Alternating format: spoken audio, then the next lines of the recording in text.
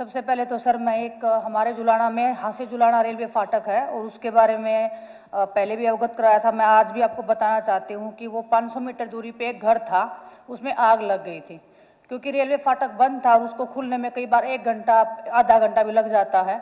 तो जो दमकल की गाड़ी आती वो पहुंच नहीं पाई थी वहां तक। तो जो छोटा भाई था साहिल, वो घर को आग बुझाने के लिए वो संघर्ष कर रहा था और वो उसमें जल के मर गया था। तो मैं सरकार से भी निवेदन करती हूँ कि उनके घर की तरफ देखा जाए, उनको अगर कोई मुआवजा उचित मुआवजा मिले तो जो गरीब लोग हैं उनको थोड़ी सी सहायता मिलेगी।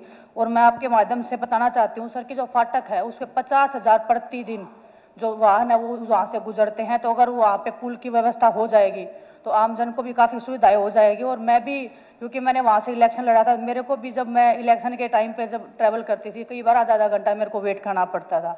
तो ये समस्याएं हैं वो आमजन की है और मैं चाहती हूँ कि उसका समाधान हो तो पूरे जुलाना वासियों को 35 से 40 गाँव को जो जोड़ने का जो रेलवे फाटक काम करती है उसका समाधान हो जाएगा।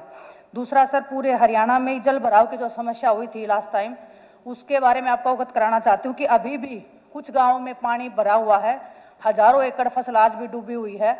पिछला फसल था वो भी खराब हो गया, अभी जो गेहूं की बिजाई लोगों को करना था वो भी नहीं कर पाए हैं। तो मैं चाहती हूँ कि जो, और मोस्टली मैं गाँवों के नाम बताती हूँ, 2 गाँव में जो अभी भी पानी खड़ा हुआ है वो मालवी और देवरड है।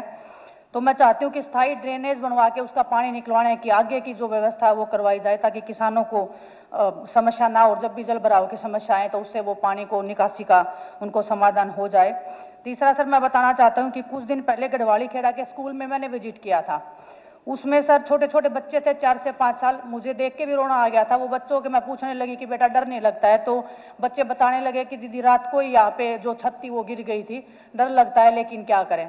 तो 4 से 5 साल के बच्चे अगर उस डर में बैठे हैं तो मैं शिक्षा मंत्री जी से कहती हूँ कि उस गाँव में एक बार आप जाके देखिए। और वो सिर्फ एक गाँव की मैं स्थिति आपको बता रही हूँ, पूरे हरियाणा प्रदेश में अगर आप जाओगे स्कूलों की, आप कल भी चर्चा हुई थी, स्कूलों की जो हालत है जो वो बहुत ही खस्ता हालत है और हर दिन स्कूल बंद हो रहे हैं, सरकारी स्कूल। सर मैं खुद सरकारी स्कूल में पढ़ी हूँ और मैं चाहती हूँ कि जो व्यवस्था मेरे को उस टाइम पे मिली थी, आने वाले बच्चों को सरकारी स्कूल की व्यवस्था मिले, क्योंकि जो प्राइवेट स्कूल हैं उनके जो मनमानी फीस है, जो उनके जो पैसे लेने के जो तरीके हैं, उसके ऊपर भी ध्यान दे के अगर आप देखोगे तो किसी नॉर्मल घर परिवार के लिए एक बच्चे को पढ़ाना भी, उसको शिक्षित करना भी मुश्किल हो जाता है।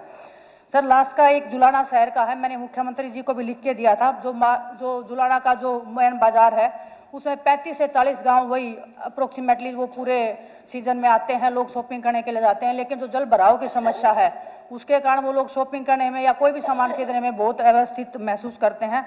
और सबसे बड़ी बात कि महिलाओं के लिए शौचालय नहीं है पूरे बड़े बाजार में। और जुलाना कोई बहुत बड़ा शहर नहीं है सर, छोटा सा शहर है, बहुत सारे लोगों को एक ग्रामीण क्षेत्र में बसा हुआ एक शहर है। तो मैं चाहती हूँ कि जो बाजार की समस्या उसका समाधान करवाया जाए। आपने बोलने का समय दिया उसके लिए बहुत बहुत धन्यवाद।